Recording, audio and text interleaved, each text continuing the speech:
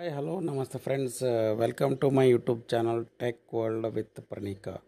Friends, ನೀವು ನೋಡ್ತಾ ಇದ್ದಾರೆ tech world with Praneeka YouTube channel. Friends, ಇವತ್ತಿನ ನೋಡೋದಲ್ಲಿ ರಾಜ್ಯ ವಿದ್ಯಾರ್ಥಿ ತಂತ್ರಾಂಶ 2023-24ನೇ ಸಾಲಲ್ಲಿ ಅರ್ಜಿ ಸಲ್ಲಿಸಿರ್ತಕ್ಕಂಥ ವಿದ್ಯಾರ್ಥಿಗಳು ಕೆಲವೊಂದು ಡೌಟ್ನ ಕೇಳಿದ್ರು. ಆಗ ಡೌಟ್ನ ಕ್ಲಾರಿಫೈ ಮಾಡ್ತಾ ಇದ್ದೀನಿ. ಸೊ ತಪ್ಪದೆ ಸ್ಕಿಪ್ ಮಾಡೋದು ಪೂರ್ತಿಯಾಗಿ ನೋಡಿ. ಹಾಗೆ ನಿಮಗೆ ಇಷ್ಟ ಆದರೆ ಒಂದು ಲೈಕು, ಶೇರು, ಸಬ್ಸ್ಕ್ರೈಬ್ ಮಾಡಿ. 23-24ನೇ ಸಾಲಿನಲ್ಲಿ ಮೆಟ್ರಿಕ್ ನಂತರದ ವಿದ್ಯಾರ್ಥಿ ವೇತನಕ್ಕೆ ಅರ್ಜಿ ಸಲ್ಲಿಸಿರ್ತಕ್ಕಂಥ ವಿದ್ಯಾರ್ಥಿಗಳು ನಿಮ್ಮ ಸ್ಟೇಟಸ್ನ ಚೆಕ್ ಮಾಡಿದಾಗ ಈಗ ಏನಪ್ಪ ಅಂದರೆ ಸರ್ವರ್ ಎರರ್ ಕೂಡ ಬರ್ತಾಯಿದೆ.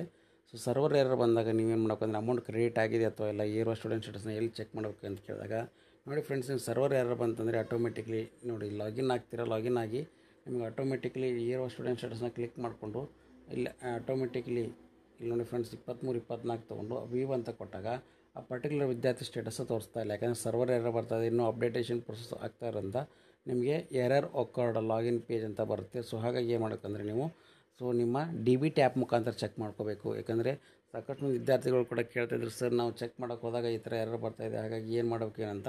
ಸೊ ಹಾಗಾಗಿ ವಿಡಿಯೋ ತಿಳಿಸ್ತಾ ಇದ್ದೀನಿ ನಾನು. ಸೊ ನೀವು DBT ಆ್ಯಪ್ನಲ್ಲಿ ಹೋಗಿ ನಿಮ್ಮ ಅಮೌಂಟ್ ಅಥವಾ ನಿಮ್ಮ ಬ್ಯಾಂಕ್ ಅಕೌಂಟ್ನ ಪ್ರಿಂಟೌಟ್ ಹಾಕ್ಕೋಬೋದು, ಅಥವಾ ATMನಲ್ಲಿ ಹೋಗಿ ATMನಲ್ಲಿ ಡೆಬಿಟ್ ಕಾರ್ಡ್ನ ಹಾಕಿ ಬ್ಯಾಂಕ್ ಬ್ಯಾಲೆನ್ಸ್ನ ಚೆಕ್ ಮಾಡೋದಾಗಲಿ ಮಾಡಿ. ಸೊ ಅವಾಗ ಅಮೌಂಟ್ ಜಮಾ ಆಗಿದೆ ಅಥವಾ ಇಲ್ಲೊಂದು ಸ್ಟೇಟಸ್ ಕೂಡ ತೋರಿಸ್ತದೆ. ಮತ್ತು ಸಾಕಷ್ಟು ವಿದ್ಯಾರ್ಥಿಗಳು ಇನ್ನೂ ಕೂಡ ಏನಪ್ಪ ಅಂದರೆ UTR ನಂಬರ್ ಇರ್ಬೋದು, ಮತ್ತು ಅದ್ರ ಜೊತೆ ಬೇರೆ ಬೇರೆ ಬ್ಯಾಂಕ್ ಅಕೌಂಟ್ ಡೀಟೇಲ್ಸ್ಗಳು ಇರೋದು ಎಲ್ಲ ಯಾವುದು ಕೂಡ ಅಪ್ಡೇಟ್ ನಿಮ್ಮ ಸ್ಟೇಟಸ್ನಲ್ಲಿ ಆಗಿಲ್ಲ. ಸೊ ಹಾಗಾಗಿ ಇದೊಂದು ಬಿಗ್ ಅಪ್ಡೇಟು, ನೀವು DBT ಆ್ಯಪ್ನಲ್ಲಿ ಚೆಕ್ ಮಾಡ್ಕೊಳ್ಳಿ. ಮತ್ತು ಇನ್ನೊಂದು ಏನಪ್ಪ ಅಂದರೆ ವಿದ್ಯಾರ್ಥಿದು ಕೆಲವೊಂದು ವಿದ್ಯಾರ್ಥಿಗಳು ಏನಂದರೆ, ಸರ್ ನಮ್ಮದು ಇದರ ಸ್ಟೇಟಸ್ ಆಗಿದೆ, ಫಸ್ಟ್ ಲೆವೆಲ್ನ ಅಪ್ಲಿಕೇಶನ್ ವೆರಿಫೈ ಆಗಿಲ್ಲ, ರಿಜೆಕ್ಟ್ ಮಾಡೋದಕ್ಕೆ ಕಾರಣ ಕೂಡ ಕೊಟ್ಟಿದ್ದಾರೆ. ಏನಪ್ಪ ಅಂದರೆ last date is over for backward class welfare department. However your application will be consider if you are eligible for Raitha Vidyanidhi scholarship ಅಂತ ಕೊಟ್ಟಿದ್ದಾರೆ.